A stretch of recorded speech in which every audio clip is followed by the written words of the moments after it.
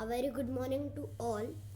I am Arif Sharma from 6th Thomas Edison, and now I'll be gonna explain you the chapter Vital Villages, Thriving Towns of History. So let's start. Iron tools and agriculture. So firstly we'll study about the iron tools. The use of iron began in India around 3000 years ago. This is a very important point. Iron tools like axes, iron plowshare, tongs, axe, sickle, etc. were used at that time. And the growing use of iron tools. This is also a very important point. It began around 2500 years ago. Next slide. Now we will study about the process by which irrigation increases by providing money by the king. So let's start. Kings need money for armies, palaces and forts to make them attractive. And they demand taxes from farmers that we want taxes from you. Farmers have to increase production to pay taxes. Now it is only possible with the irrigation. Kings provide money to them and plan irrigation works, and then labor is also provided by the ordinary people. Then production increases and revenue also increases. Farmers also benefit because their crop production is more than before. So it profits everyone, the king and the farmers. Next slide. People in the southern India or Tamil region.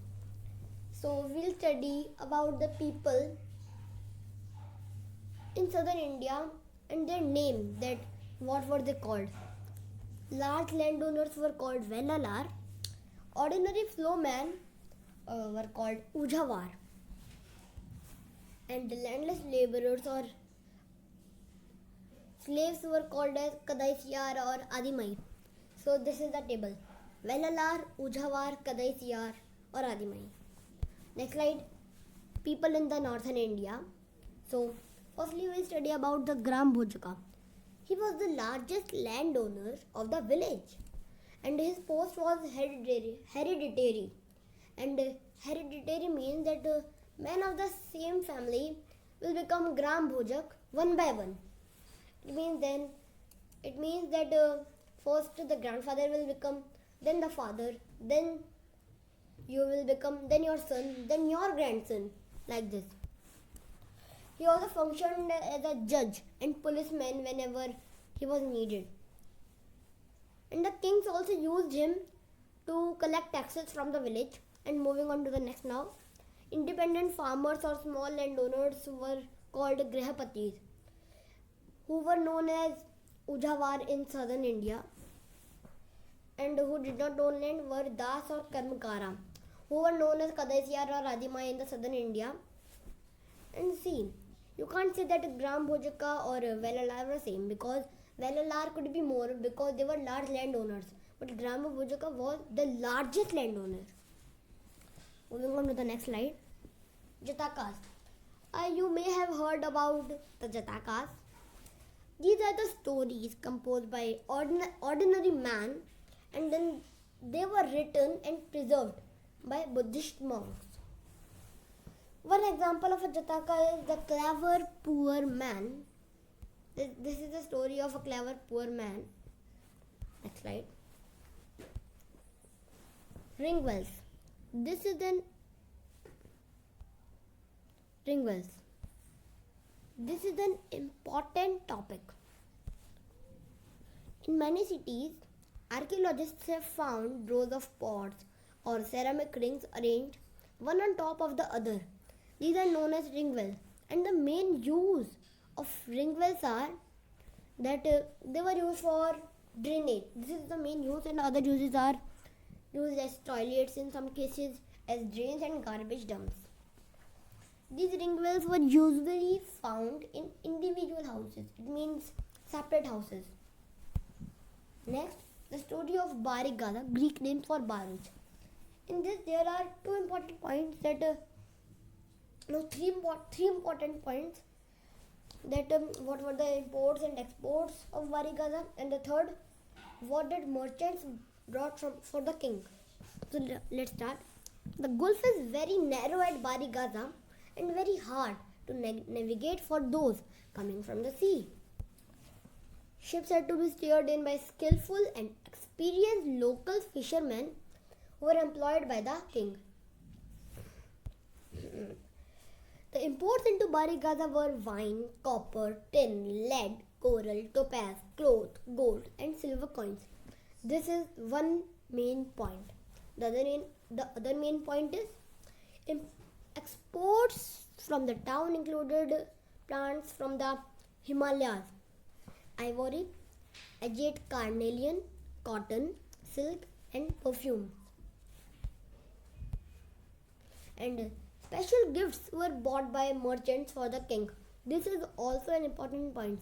And what were the special gifts? So let's study. These included vessels of silver, singing boys, beautiful women, fine wines, and fine clothes. Mathura. So next is Mathura. The important settlement is for more than 2500 years.